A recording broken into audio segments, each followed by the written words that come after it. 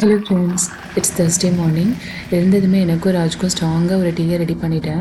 குடிச்சிட்டு தான் நான் குக்கிங்கே ஸ்டார்ட் பண்ணேன். மார்னிங் பிரேக்ஃபாஸ்ட்டுக்கு சப்பாத்தியும் பன்னீர் கேப்சிகம்லாம் போட்டு கிரேவி மாதிரி பண்ணிட்டேன். முன்னாடி நாளே வந்து திரவே கிட்ட பூரியா சப்பாத்தியான்னு கேட்டேன். நான் வந்து அவங்க பூரி தான் சொல்லுவாங்கன்னு நினச்சேன். ஆனால் வந்து சப்பாத்தி அப்படின்னு சொன்னாங்க. சரி, பொட்டேட்டோ மசாலாவா இல்லை ஏதாவது கிரேவி வைக்கிட்டான்னு கேட்டேன். பொட்டேட்டோ மசாலா வேணான்னு சொன்னாங்க. ஏன்னா அவங்களுக்கு எப்பவுமே இந்த பூரி அண்ட் பொட்டேட்டோ மசாலா அவங்களுக்கு ரொம்ப பிடிச்ச ஐட்டம்.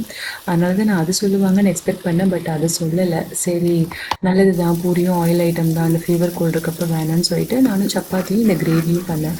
ஃபஸ்ட்டு தக்காளி தொக்கு மாதிரி பண்ணலான்னு ஸ்டார்ட் பண்ணி, சரி பன்னீர் நல்லா சாப்பிடுவாங்களேன்னு அதை ஆட் பண்ணேன்.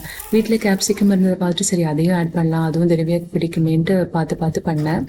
லாஸ்ட்டாக வந்து கிரேவியே எனக்கு வேண்டாம், நான் வெறும் சப்பாத்தி தான் சாப்பிடுவேன்னு கொஞ்சம் லைட்டாக அடம் பண்ண ஆரம்பித்தாங்க.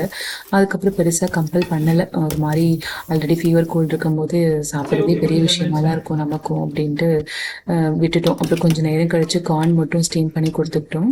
லஞ்சுக்கு வந்து ரசமும் ரைஸும் மட்டும் வச்சுட்டு எக் மாதிரி பொடி மாஸ் மாதிரி பண்ணிக்கலான்ட்டு அதோடு முடிச்சாச்சு.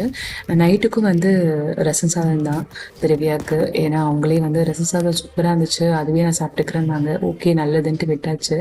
கேடிவியில் வந்து இந்த உள்ளம்குள்ளே போகுதே மூவி போட்டிருந்தாங்க. அதில் பர்டிகுலராக இந்த சாங் வரும்போதெல்லாம் அந்த சாங் முடிகிற வரைக்கும் திரும்பலை, பேனு அப்படியே பார்த்துட்டே இருந்தாங்க. சாப்பிட்டுட்டு அப்புறம் அவங்களும் தூங்க போயாச்சு.